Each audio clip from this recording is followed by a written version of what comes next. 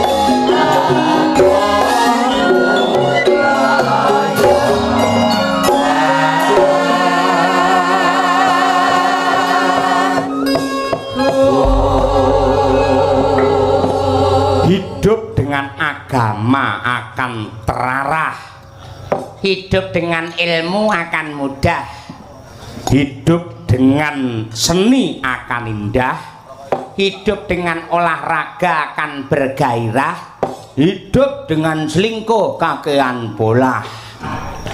Kepribadian dalam kebudayaan menjadi kata kunci, sebab sebuah bangsa tidak akan bisa menciptakan peradabannya sendiri tanpa fondasi kebudayaan yang bakuh lan kukuh. Oh ngono ya, nggih ngoten niku. Ha ngrungokne omongane Winong karo Umi iki ning mobil bahasa Indonesia iki marai kaku ning weteng. Pengen turu ning kursine lek arepe diundurke men iso turu ngono to. Mohon maaf ini anu kursi saya mau saya deglakan. Ayo. Kok dideglakan ayo. Heeh. Ngono kuwi penting terus ngono kuwi ya bener aku setuju karo kowe. Nggih, ngoten niku yen enten wayang putrane dijak men ngerti karo wayang, ngerti karo budaya, ngerti karo tata krama. Lan akeh bocah cilik-cilik zaman saiki nadyan to dudu keturunan seniman, dudu keturunan dalang sing gandrung seneng ndalangi akeh bocah saiki. Oh ngono ya. Ngono kuwi. Ya luar biasa. Mau ngapa klungsu-klungsu ya truk nderek udu, kucem-kucem diraupi. Ya ngono kuwi. Ning ngendi to alamate anak soleh? Nah iya. Alamati anak soleh. Iki ya yen nang Magetan mungkin iki piyayi seneng selawatan mesti do remen-remen kabeh. Kejawi kula aturaken mempelai berdua ugi kula aturaken dhumateng ibu-ibu ing tasik kepareng wungon. Jenengan mesti do hafal alamati anak soleh. Ayo. Ayo coba kaya apa? Iki lagi tren iki. Ayo. Neng TikTok wis wah jan nyebar kemana-mana ya. Yuk Umi Hafifah Ponorogo.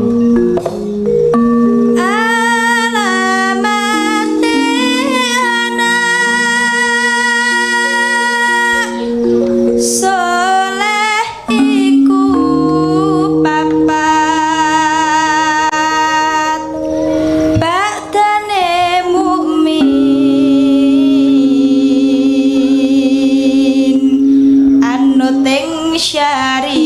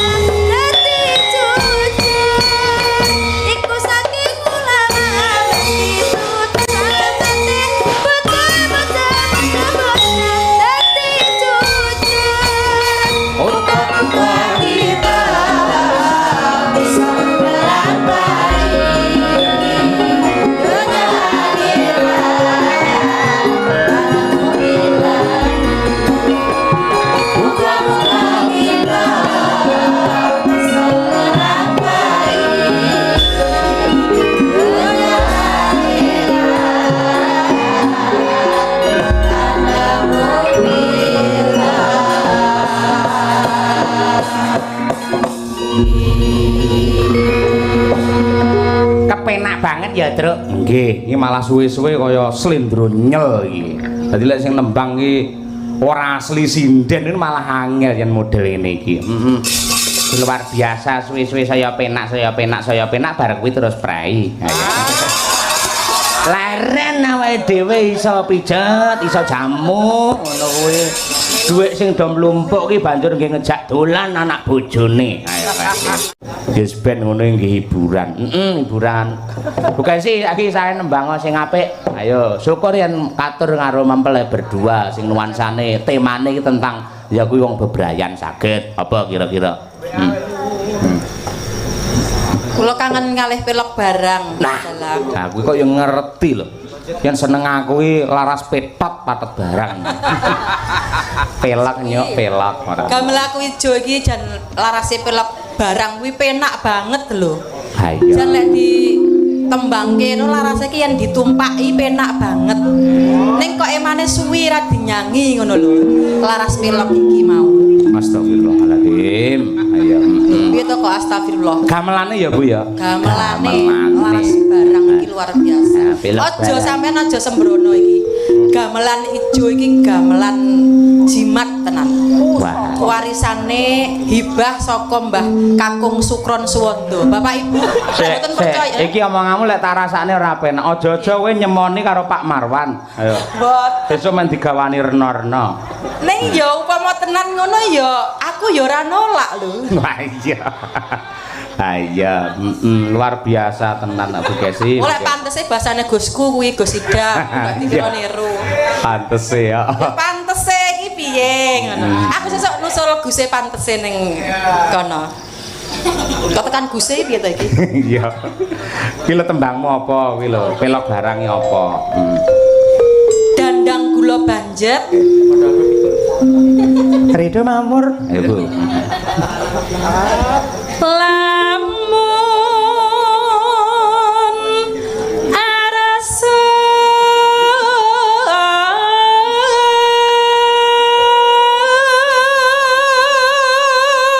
Lamun arsa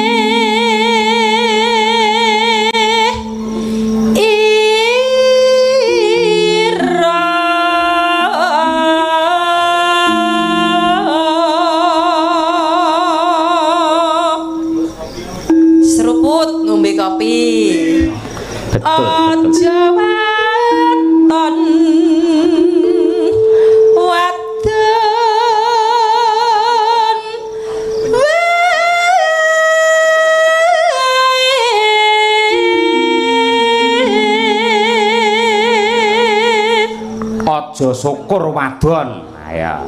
Terus aja melek wong ayu kaping pindho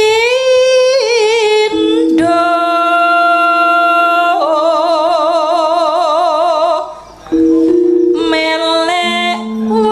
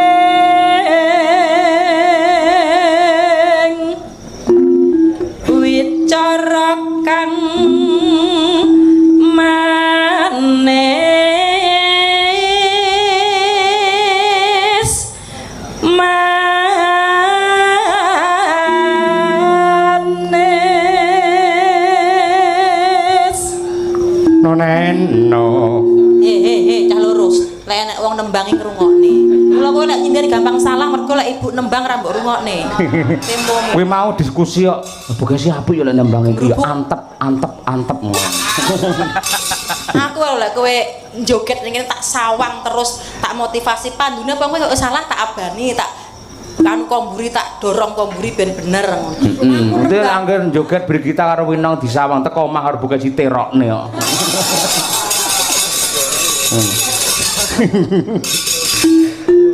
terakhir marmani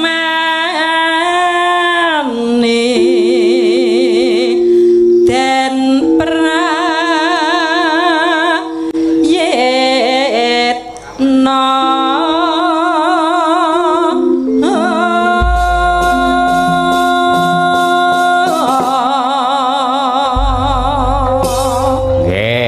lajengipun napa Bu Gesi?